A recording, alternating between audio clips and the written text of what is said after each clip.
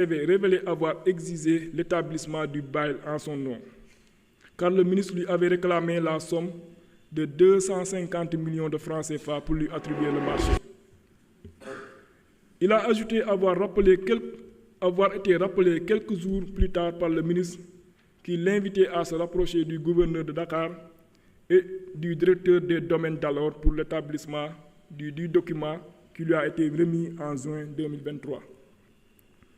Il a également affirmé que toutes les démarches en vue de l'obtention du bail avaient été accomplies par le ministre de la Justice et le directeur des constructions.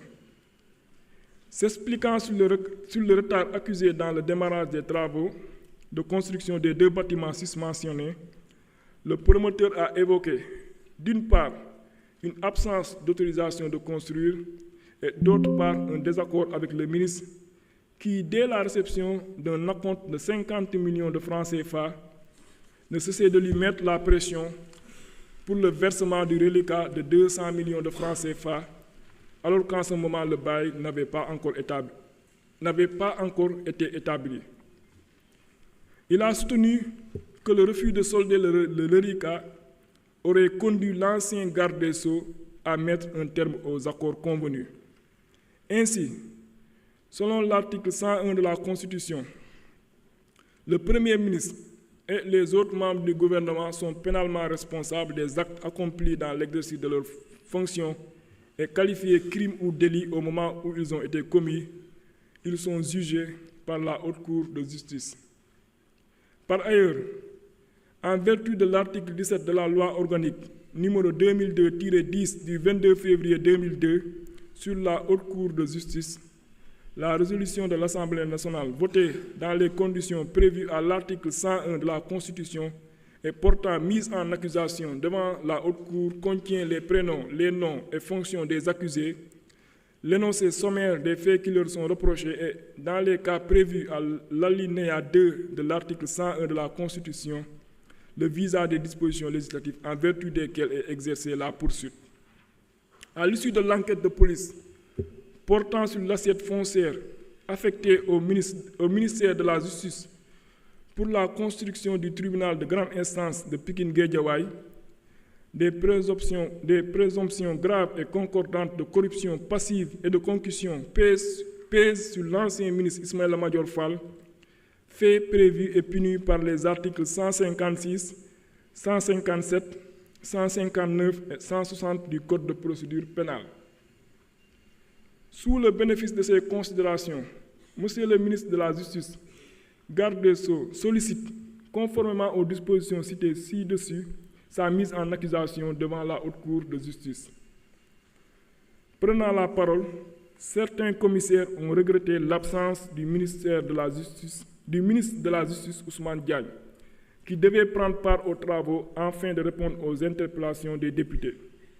Selon eux, la demande transmise par le garde des Sceaux semble être légère puisqu'elle s'est fondée sur de simples dénonciations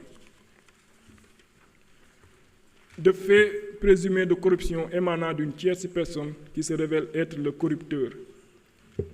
Parallèlement, ils ont soutenu que compte tenu du fait que la convocation de la Commission des lois, de la décentralisation, du travail et des droits humains a pour objet l'examen du projet de résolution portant mise en accusation, il fallait non seulement mettre à la disposition des commissaires le dit texte en mentionnant tous les faits reprochés à l'ancien ministre, mais également l'ensemble des documents y relatifs.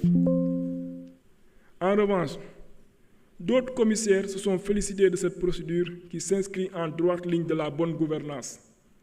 Ils ont, dans ce sens, indiqué que l'Assemblée nationale est parfaitement habilitée à la mettre en œuvre conformément au texte en vigueur.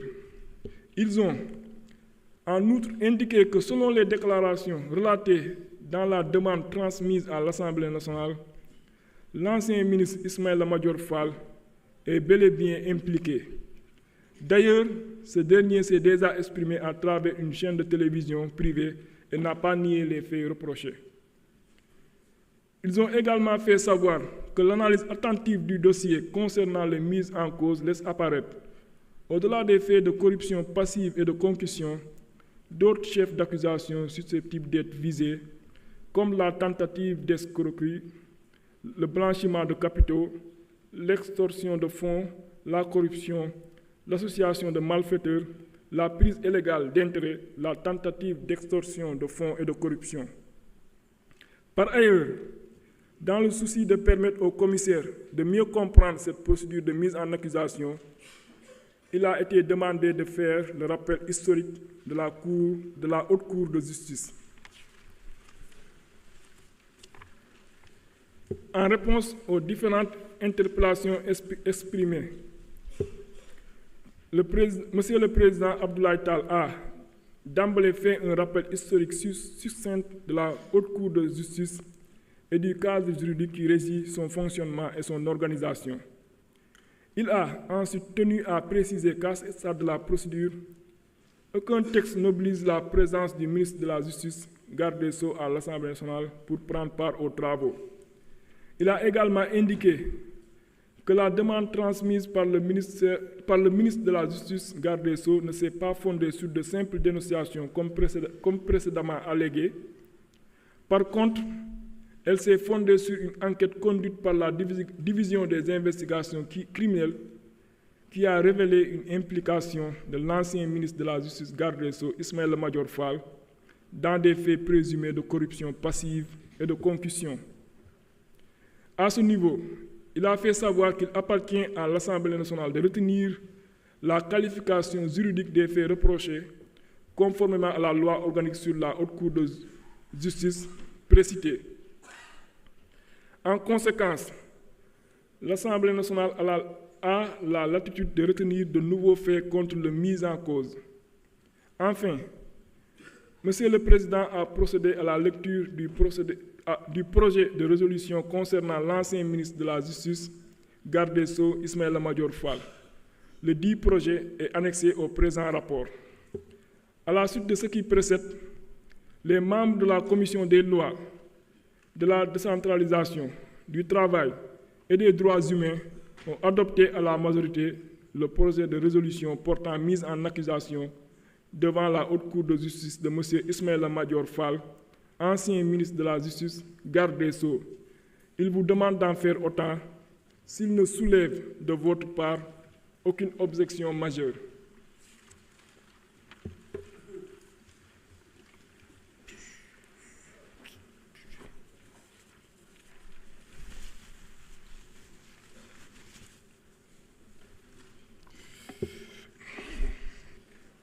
Je m'en vais lire le projet de résolution.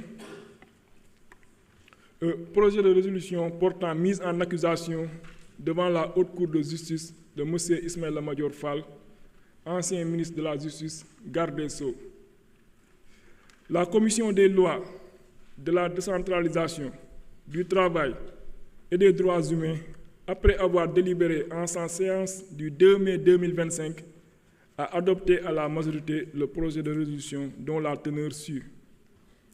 Considérant que par lettre numéro 00288 MJ Cap/DC en date du 14 avril 2025, Monsieur le ministre de la Justice, garde des Sceaux, a transmis au président de l'Assemblée nationale une lettre sollicitant la mise en accusation devant la Haute Cour de justice de M. Ismaïla Madior Fall, ancien ministre de la Justice, garde des Sceaux. Considérant que par lettre numéro 3666 en date du 24 septembre 2024, Monsieur le procureur de la République, près du tribunal de grande instance de Pikine-Guédiawaye, a saisi la division des investigations criminelles pour l'ouverture d'une enquête contre Cheikh Gueye, représentant de la société Technologie Consulting Service, TCS, et éventuellement toute personne impliquée relativement à l'accaparement de l'assiette foncière du tribunal de Pikine-Guédiawaye. Des faits, il ressort que suivant décret numéro 2020-1281 du 8 juin 2020, l'État a affecté au ministère de la Justice une assiette foncière de 2 hectares 85 ar 14 14 Santiar, sur le plan d'urbanisme du développement PUD de Guédiawaye pour réaliser le palais de justice de Pikine-Guédiawaye. Entendu sur procès verbal, l'ancien directeur de la construction du ministère de la Justice, Mohamed Anas El Bachir Wan, a expliqué que lorsqu'il a pris fonction en mars 2022, il a saisi par correspondance le directeur des domaines et le chef du bureau des domaines d'un état des lieux de l'assiette foncière d'une superficie de 2 hectares 85 ar 14 centiares attribuée au ministère de la Justice, mais sans réponse.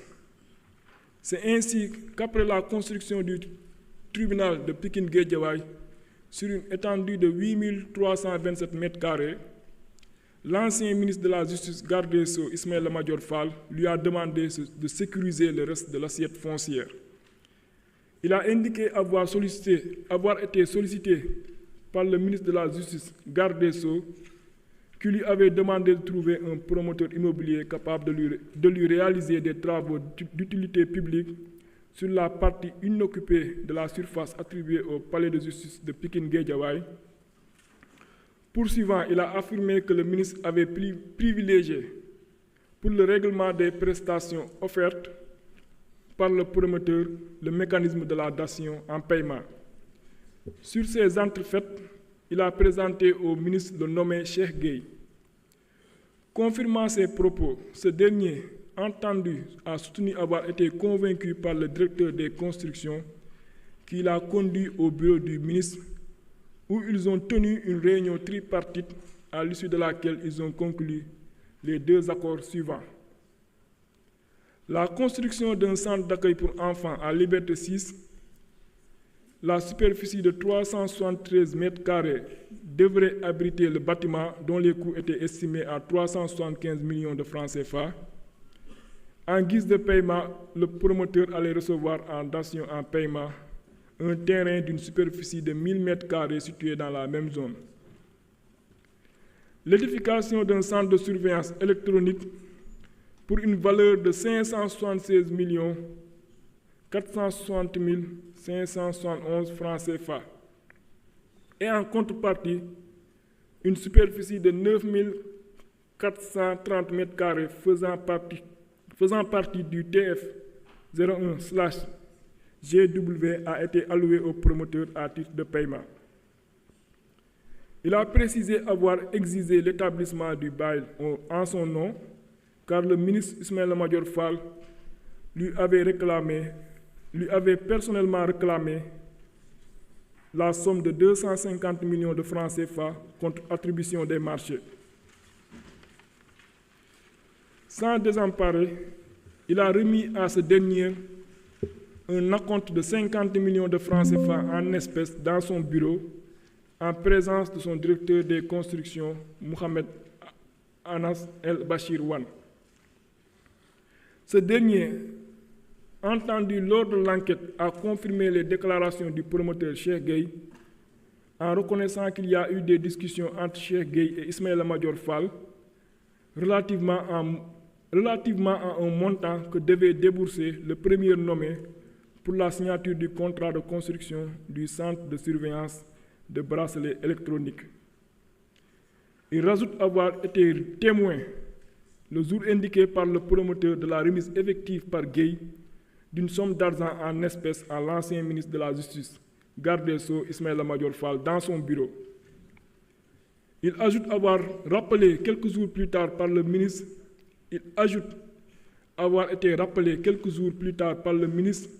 qui l'invitait à se rapprocher du gouverneur de Dakar et de Mamadou Gueye, directeur des domaines, pour l'établissement du document qui lui a été remis en juin 2023.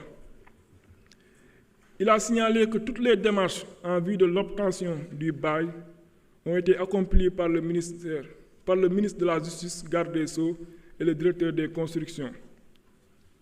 Quelque temps après la remise de cette somme, le promoteur Cheikh Gueye a soutenu que le ministre voulait le contraindre à lui remettre les 200 millions de francs CFA restants en espèces, ce qu'il a refusé du fait des lenteurs dans la délivrance du bail. Le ministre lui a alors restitué ses 50 millions de francs CFA tout en lui indiquant qu'il allait annuler le bail.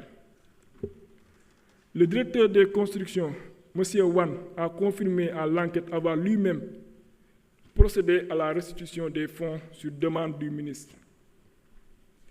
S'expliquant sur le retard accusé dans le démarrage des travaux de construction des deux ouvrages susvisés, Cheikh Gueye évoquait d'une part une absence d'autorisation de construire et d'autre part un désaccord avec M. Ismaïla Madior Fall qui, dès la réception de l'acompte de 50 millions de francs CFA, ne cessait de lui mettre la pression pour le versement du reliquat de 200 millions de francs CFA, alors qu'en ce moment, le bail n'avait pas encore été établi.